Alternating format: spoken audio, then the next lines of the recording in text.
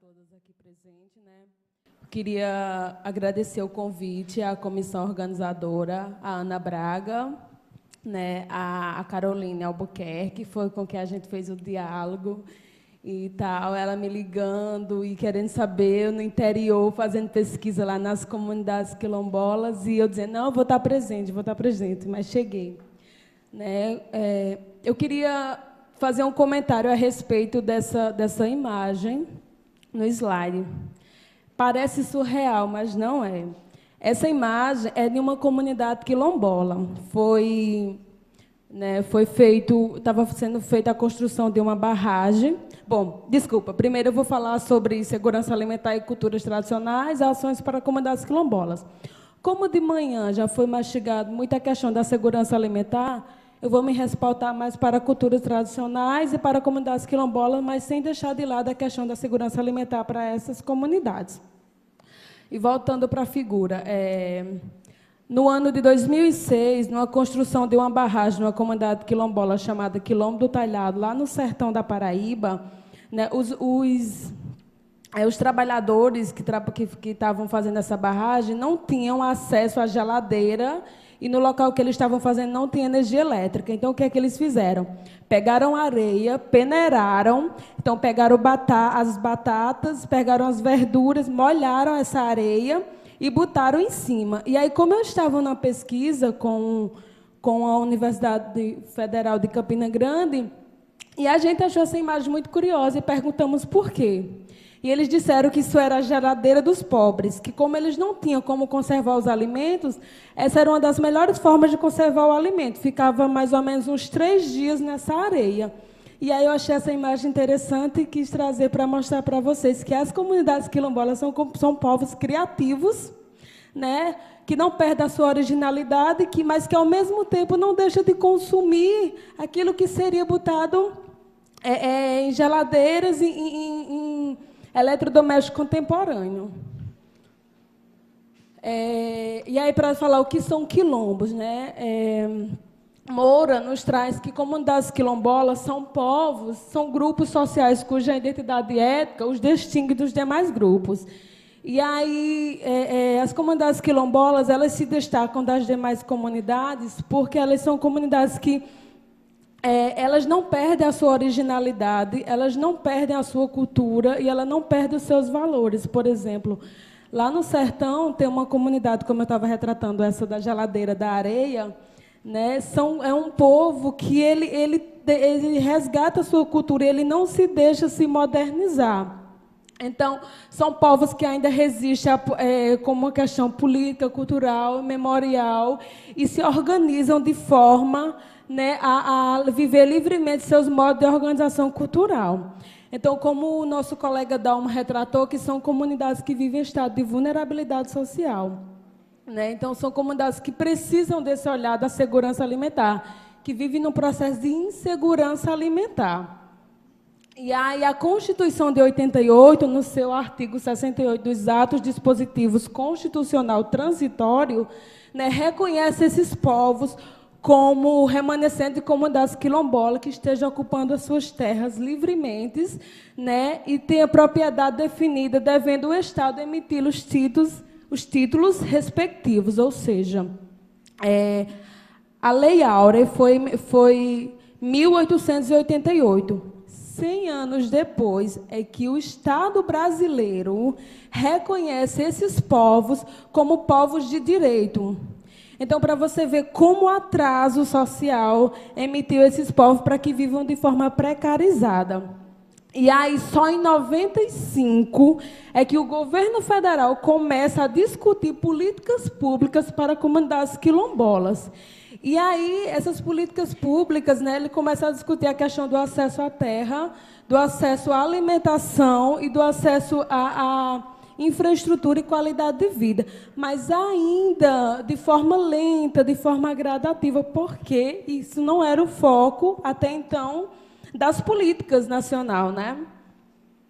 E aí, em território nacional, temos, de acordo com o CEPI 2012, temos cerca de 3.524 quilombos, dos quais 1.342 foram certificados pela Fundação Cultural Palmares.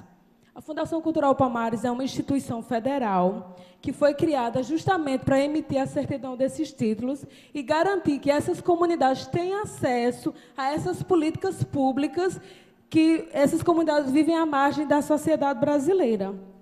E aí podemos dizer também que os estados brasileiros com maior número de comunidades quilombolas é Maranhão, Pará, Bahia, Minas Gerais, seguido da Paraíba. São os estados que compõem o maior número de comunidades quilombolas no Brasil. E no Brasil, então, existe 75% dos quilombolas vivem em extrema pobreza, né? O que, se a gente for pegar a questão histórica, né, que os negros saíram do estado de escravo para marginalizado, porque você dá liberdade a alguém sem lhe dar condições de ser livre, é meio que pedir para rezar e cair do céu. Então, 75% dos quilombolas vivem em extrema pobreza. E apenas 207 de 2.194 comunidades reconhecidas em todo o território possuem a posse de terra. E no estado da Paraíba, que eu vou falar posteriormente, temos 39 comunidades quilombolas certificadas pela Fundação Cultural Palmares. Destas, apenas uma detém o título das suas terras. Então, para você ver como a gente ainda está brigando por posse de terra. Imagine se falar de segurança alimentar dentro desses territórios. Se você não tem a terra, como é que você vai ter o alimento? E aí, trazendo um pouco mais para a questão da Paraíba, né? O estado da Paraíba ele possui, no Censo Demográfico 2010, mais de 3 milhões de habitantes.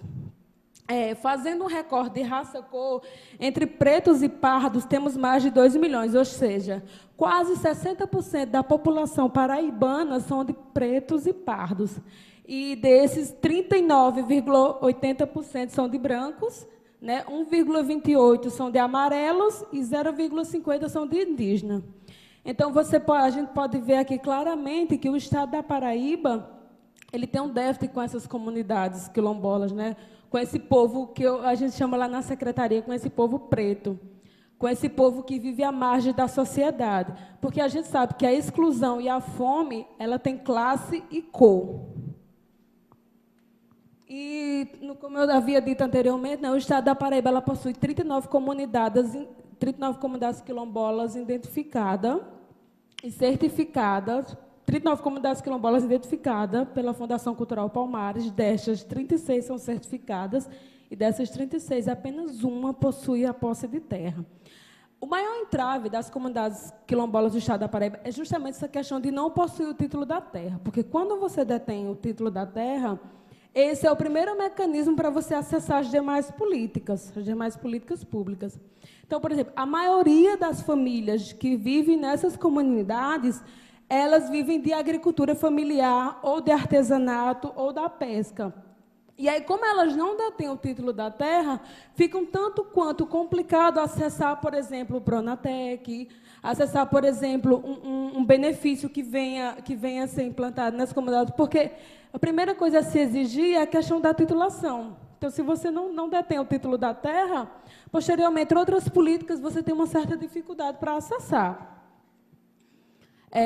E aí, essa questão das culturas e comunidades tradicionais. Dalmo já tinha colocado aqui o artigo 6040 de 2007, e ela reconhece as comunidades quilombolas como comunidades tradicionais. E tem outras, tem a indígena, tem as ciganos, povos de terreiro, ribeirinho. São comunidades que vivem à margem da sociedade brasileira. Então, são comunidades que precisam de um olhar diferenciado. E aí vocês podem me questionar. Mas por que a pobreza ela existe das classes sociais C e E e tal? Mas por que dar esse olhar para essas comunidades? Porque essas comunidades elas são comunidades que, além de viver isoladas geograficamente, são comunidades que não têm acesso como a população como rural, por exemplo. Não que eu esteja aqui menosprezando essa população rural.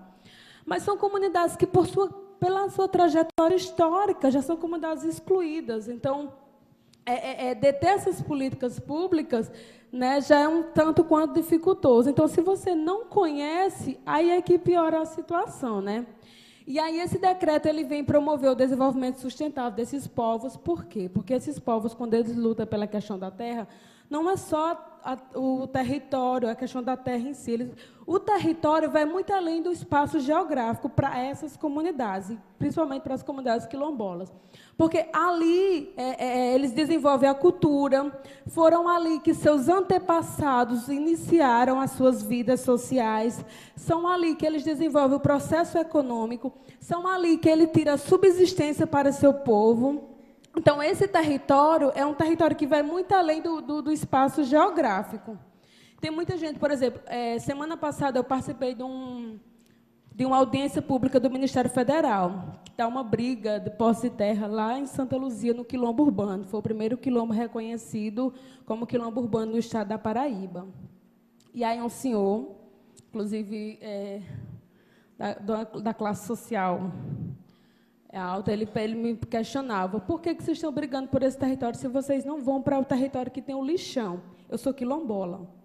E eu falei: a gente não está brigando por um simples pedaço de terra, a gente está brigando por um direito que nos foi negado há 126 anos. E esse direito que nós estamos brigando é um direito que é nosso pela Constituição de 88. Então, nós não queremos simplesmente um pedaço de terra. Nós queremos a questão da territorialidade. Foi lá em que meus bisavós faziam panela de barro. É lá em que meu avô plantava e de lá tirava o sustento. Foi de lá que o primeiro escravo chegou e começou a formar a sua família, e começou a contar como chegou ali. Então, essa questão do território vai muito além do espaço geográfico. É uma questão cultural que transcende esse espaço, né? São ali que essas comunidades dançam o coco de roda. É ali que por exemplo, que a minha mãe faz o muguzá, que é diferente do muguzá, por exemplo, da comunidade rural, porque ele tem uma historicidade. Então, por isso que essa questão da segurança alimentar para esses povos é uma questão delicada, porque perpassa por todos esses meios. E aí, como as comunidades quilombolas, elas vivem processo de insegurança alimentar, porque, como eu tinha falado anteriormente, né, falta a posse de terra, que é uma das principais entraves para se conseguir uma dessas políticas, né, a ausência de renda monetária, o aumento de doenças. Por exemplo, existem doenças que são características dos povos das comunidades tradicionais. A anemia falciforme, por exemplo.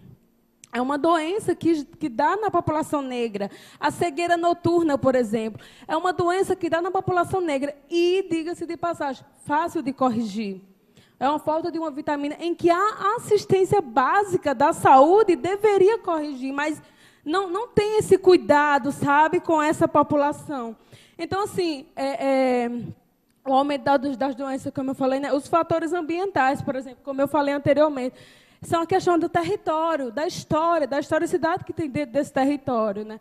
E também, por último, vem a marginalização, que não é menos importante, e o analfabetismo. A gente estava numa pesquisa sobre proteção social no estado da Paraíba, e aí a gente andou sobre as comunidades, a gente foi nas comunidades quilombolas. Gente, das 39 comunidades quilombolas no estado da Paraíba, apenas 28 pessoas têm curso superior, de mais de 3.000 pessoas. Então, é um absurdo uma coisa dessa. Dessas, apenas uma tem um curso de pós-graduação. E as pessoas abrem a boca: isso é privilégio. Não, isso não é privilégio. Isso é exclusão social. Então, se você não consegue ter o básico, que é a alimentação e a moradia, como é que você vai ter as demais políticas, né, dando continuidade? A falta de infraestrutura, né, são outros fatores relacionados à insegurança alimentar, porque muitas dessas populações ainda moram em casa de taipa. Muitos ainda são cometidos pela doença de Chagas, o que hoje em dia parece uma coisa absurda, mas ainda acontece. Muitas dessas populações não têm água potável, né? Então, foi feita uma pesquisa pela ACAD e a SEQUENEC, que fez uma coleta da água das comunidades, dos 39 comunidades quilombolas no estado da Paraíba. Nenhuma estava apta para o consumo. Então, se o básico, que é a alimentação, é a água, essas comunidades não têm, então, isso daí para a gente ver, né, que a questão da marginalização está evidente. E aí, por isso que as comunidades se encontram na insegurança alimentar.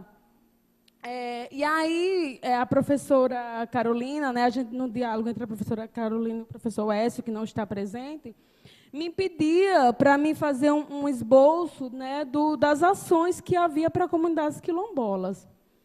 E aí, eu fazendo nas minhas pesquisas e tal, tem um programa chamado Programa Brasil Quilombola, que é o PBQ, que é executado pela CEPI, que é a Secretaria de Política de Promoção da Igualdade Racial da Presidência da República. E aí esse programa, ele trata de 4 eixos, que é o acesso à terra. Mais uma vez, vem o acesso à terra como prioridade para essas comunidades, né? Infraestrutura e qualidade de vida, que, por exemplo, se você não tem o acesso à terra, mas vamos trabalhar com a possibilidade que tem uma construção para casas. Como é que vamos construir casas se não temos nem o acesso à terra? Então, primeiro se tem um acesso à terra, depois a infraestrutura e a qualidade de vida, inclusão produtiva e desenvolvimento local, porque essas comunidades elas têm um grande potencial para se trabalhar com a questão da agricultura familiar. E, por último, vem os direitos e cidadanias, que por muito tempo foram negados a essa população. E aí o acesso à terra, né? No acesso à terra, deixa eu só voltar aqui um pouquinho. Isso. No acesso à terra, vem pelo decreto 487/2003, né, que o objetivo é assegurar aos quilombolas a propriedade da terra. Mas, antes de assegurar, há um entrave jurídico para que seja assegurada essa política, que é um absurdo. Porque, por exemplo, meus antepassados estão lá há mais de 200 anos, mas tem um poceiro. E aí eu quero ter o acesso àquela terra, né? Eu estou brigando porque é um direito meu, ter o acesso àquela terra. Mas, para isso, o governo federal tem que indenizar aquele poceiro que está num território que me pertence por direito, para que eu possa ter o acesso àquelas terras. E, muitas vezes, esses poceiros não querem sair, porque esses territórios são territórios produtivos, né? São territórios de subsistência, são territórios que a agricultura, né, é uma agricultura familiar, uma agricultura de sobrevivência. Então, muitas vezes, eles não querem sair mesmo sendo indenizados. Então, por isso que o entrave jurídico é muito grande para a questão do acesso a esse território. E aí, por exemplo, temos uma antropóloga no estado da Paraíba para fazer o reconhecimento de 39 comunidades. Né, precisa de laudos antropológicos, precisa de um monte de burocracia, que a gente barra na burocracia, para poder essas comunidades ter o acesso. A primeira comunidade a ser reconhecida fez 10 anos, agora em junho. E ela ainda não obteve a certidão, a titulação, porque primeiro você é certificado, depois você é titulado, para só assim você ter o acesso, para você poder usar livremente aquela terra. Então, aí, após isso, vem o desenvolvimento local e sustentável. Por exemplo, tem uns programas agora que estão com reforma reforçar o fortalecimento da educação quilombola, que entra no desenvolvimento local, que entra a Lei 10.639 e a 10.639/2003, e a 11.645/2007, que trata da educação quilombola, que é a 10.639. Aliás, perdão, trata da educação étnico-racial, que aí é onde entra as questões de comunidades tradicionais. Que aí vai falar da questão da religiosidade, né, da história da África, e aí vai fazer com que as escolas municipais, estaduais, trate esse tema, englobe esse tema dentro da sua diretriz básica curricular. Tanto a questão étnico-racial como a questão indígena, que é a Lei 11.645/2007. E aí, não só isso, esse desenvolvimento local ele vem também para que as escolas que estejam em território quilombola tenham ações diferenciadas das demais escolas. Aí você vai dizer, mas aí vai estar excluindo as outras. Não. Vamos estar dando direito a quem é de direito, que foram pessoas que, por muito tempo, foram marginalizadas e foram excluídas. E, no estado da Paraíba, só temos uma única escola estadual que está dentro de um território quilombola, que é uma escola que trabalha com essa questão da inclusão, com essa questão da cultura negra, né, que fica localizado no município de Santa Luzia. Tem um outro dado que as escolas rurais, dentro dessas comunidades, a sua grande maioria está sendo fechada, porque as pessoas estão migrando para a cidade, porque dentro desse território não tem como sobreviver, né? Não tem a questão da alimentação, então precisa se migrar para buscar fora, não tem a questão do trabalho, então precisa se migrar, então essas escolas estão sendo fechadas. Isso é um olhar que a gente tem que ter para essa questão. Fechar uma escola é uma coisa muito grave, né? Tem que tirar você do seu habitat natural, tem que tirar você do seu território, para que você possa se adaptar a um território alheio. E aí, um dos eixos também é a infraestrutura e a qualidade de vida, que engloba a segurança alimentar e nutricional. Eu não vou ler isso aqui, faz parte do decreto, porque de manhã já foi muito mastigado.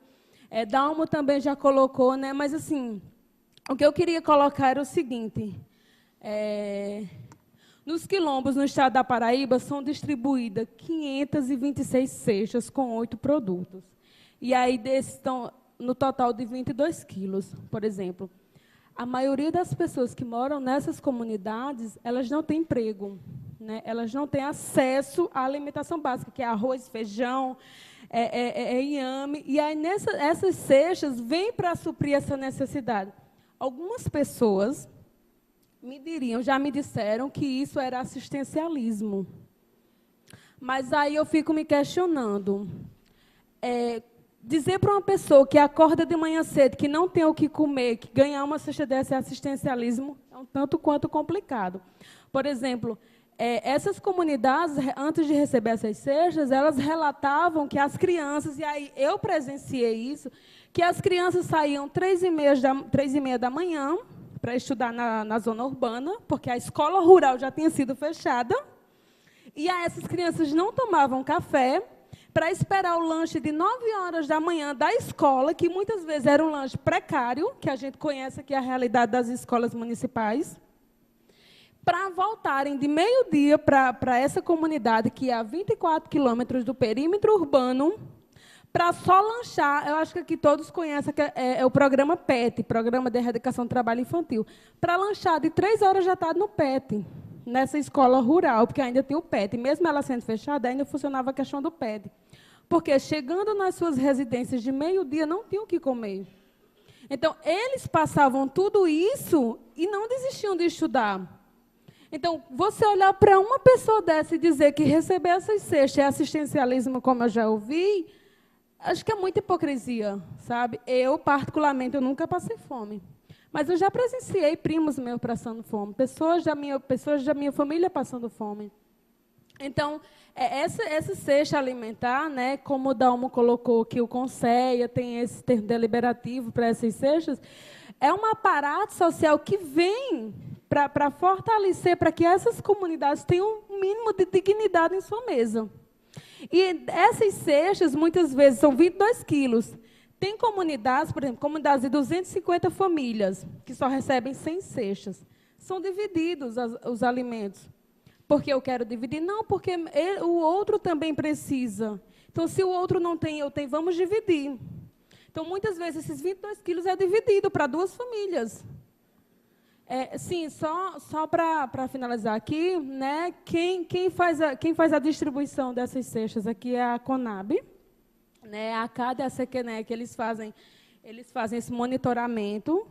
É uma organização não governamental que trabalha com as comunidades quilombolas no estado da Paraíba, então eles fazem esse monitoramento. As comunidades quilombolas que não recebem, porque tem comunidades que ainda não recebem, pela questão da certificação, porque elas foram identificadas, mas ainda não foram certificadas pela Fundação Cultural Palmares.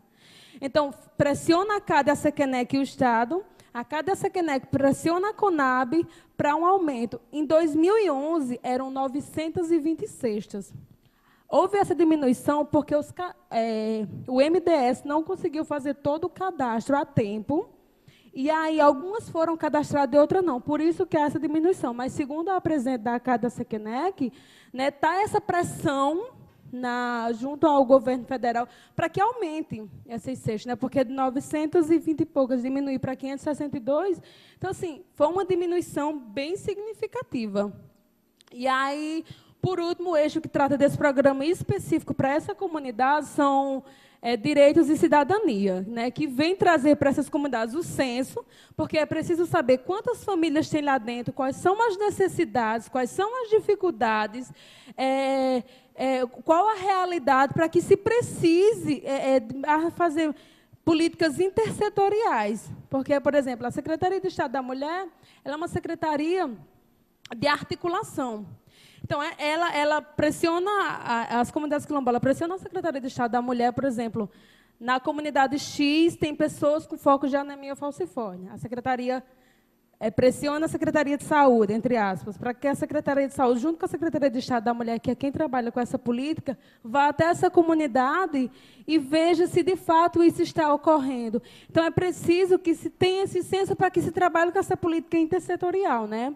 Também, dentro desse eixo de direitos e cidadania, pensa-se também na formação, curso de formação de lideranças quilombolas. Por exemplo, teve um curso da UFCG que fez para essas lideranças.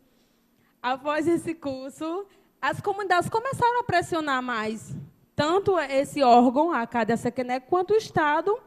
Por que eles não recebiam essa cesta? Por que uns recebiam e outros não recebiam? Então, é preciso que essas lideranças se fortaleçam para conhecer os seus direitos, para pressionar os órgãos competentes para que esses direitos sejam garantidos. Outro também incentivo ao turismo, né, que essas comunidades são riquíssimas, né, nesses aspectos, né, os resgates de seus valores, por exemplo. O Quilombo do Talhado, as pessoas ainda fazem artesanato de forma primitiva. Aprenderam com a matriarca. E eles resistem bravamente para que não seja modernizado. Eles ainda fazem aquela coisa manual. São 23 processos, uma peça pequenininha, porque é uma coisa que vivem resgatando valor. Gostam de sofrer? Não, porque aprenderam com os antepassados e querem levar adiante. Então, isso é uma característica dessas comunidades. Né? E aí, por último, eu queria deixar uma frase que eu ouvi semana passada, de Neuza. Eu não sei se alguém aqui já assistiu o filme Aruanda, de Linduarte Noronha. Ela é a pirralhinha que come farinha. E, na minha pesquisa, ela dizia o seguinte, para quem comeu cro de frado, acho que alguém aqui conhece cro de frado, farinha seca, chique-chique e mancambira, receber essas feiras é um luxo, um privilégio. Então, gente, não é surreal. Pessoas já comeram chique-chique, pessoas já comeram mancambira. O que é dado para... Hoje em dia, o gado nem quer mais, né? O gado quer falero, tão moderno. Então, pessoas acabaram comendo isso. Então, é preciso que se tenha um olhar para essas comunidades. E aí, essa imagem é a imagem típica de uma casa lá na comunidade que eu visitei. E eu queria dizer o seguinte, enquanto quilombola que sou, né, tive o privilégio, estou tendo o privilégio de estar aqui com vocês, né, tive o privilégio de estudar, mas é o seguinte, a falta de alimento ainda mata. Há 2 anos atrás, eu perdi um parente por desnutrição, porque o pai tinha que escolher, ou comprava remédio para o irmão, ou comprava feira. E aí optou em comprar remédio para o filho mais velho, que ele não sabia como ter acesso. Porque esse filho mais velho, ele tem problemas mentais. Não sabia como ter acesso ao BPC, que é um direito garantido por lei. Então, as pessoas nem sabem como ter acesso e tem que fazer uma opção que nem precisava fazer essa opção. E o irmão acabou morrendo por desnutrição. Então, isso é uma realidade constante no Estado, e principalmente nessas comunidades que sofrem por ter cor e por ter classe. Obrigada.